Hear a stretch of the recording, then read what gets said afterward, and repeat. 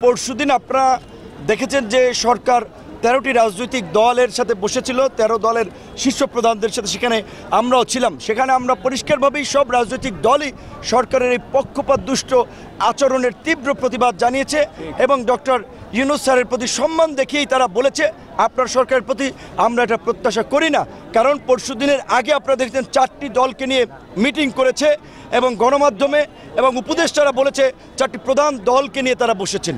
একটি দল যেখানে নিবন্ধনই নাই, সদ্য জন্ম লাভ করেছে, কতদূর যায়, কতদিন রাজনীতিতে টেকে, সেইটাই তো এখন পর্যন্ত জানা নাই। সরকারের পৃষ্ঠপোষকতায় থেকে সরকারি সহযোগিতায় এদেশে অনেক কিংস পার্টি গড়ে উঠেছে, পরে আবার সেগুলো হাওয়ায় মিশে গেছে। কাজী এই সরকার যে একটি দলকে, বিশেষ করে সদ্য জন্ম গ্রহণ করাই এনসিপিকে যে পৃষ্ঠপোষকতা করছে, সেটি শুধুমাত্র গণ অধিকার পরিষদ নয়, দেশের অধিকাংশ সচেতন রাজনৈতিক মহল এবং নাগরিকদের কিন্তু এটি মতামত যে সরকার একটি দলকে পৃষ্ঠপোষকতা করার মধ্যে দিয়ে তাদের একটি পক্ষপাতদুষ্ট আচরণকে জনগণের সামনে পরিষ্কার করেছে। প্রাণ সসের মাখামাখি টেস্ট নুডলসকে করে তোলে আরো ইয়ামি, আরো জোস। প্রাণ সসের বস। তাই আমরা বারবার সরকারকে সতর্ক করছি, সরকার যদি নিরপেক্ষ আচরণ করতে ব্যর্থ হয় তাহলে নির্বাচনের আগে নির্বাচনের জন্য কিন্তু একটি নিরপেক্ষ সরকারের প্রয়োজন হতে পারে এবং আমরা মনে করি এনসিপি সহ সকল দলের প্রতি সরকার সমান আচরণ করবে, সকলকে সমানভাবে দেখবে।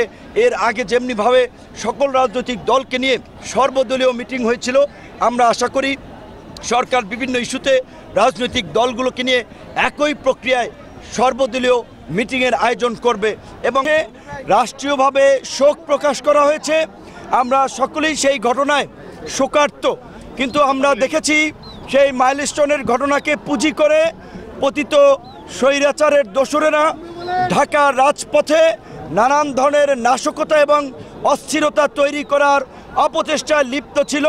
তারই একটি অংশ হিসেবে তারা কিছু ছাত্রদেরকে উৎসাহিত করে সচিবালয়ের দিকে নিয়ে গিয়েছে এবং ছাত্রদের মধ্যে ঢুকে সচিবালয়ে ভাঙচুর করেছে এবং এর মধ্যে দিয়ে সরকারেরও প্রশাসনের একটা দুর্বল চিত্র আমাদের সামনে পরিষ্কার হয়েছে। সচিবালয়ের মতো সুরক্ষিত এবং স্পর্শকাতর জায়গা যদি সরকারের প্রশাসন এবং সরকার নিরাপত্তা দিতে না পারে, তাহলে এই অন্তর্বর্তীকালীন সরকার কিভাবে দেশের 18 কোটি মানুষের নিরাপত্তা নিশ্চিত করবে, সেটি নিয়ে কিন্তু মানুষের মধ্যে উদ্বেগ তৈরি হবে। আজকে জুলাইয়ের এই শহীদদের স্মরণে এবং জুলাইয়ের আকাঙ্ক্ষায় আগামীর বাংলাদেশ বিনির্মাণে গণ অধিকার পরিষদের যে কুমিল্লার সমাবেশ ছিল, আমরা সেই সমাবেশ থেকেও পরিষ্কারভাবে সরকারকে বলতে চাই, মাইলস্টোনের ঘটনা এবং তার পরবর্তী ঘটনাসমূহের একটা স্বচ্ছ, নিরপেক্ষ এবং বিশ্বাসযোগ্য তদন্তের মাধ্যমে প্রকৃত ঘটনা জাতির সামনে উন্মোচন করা হোক।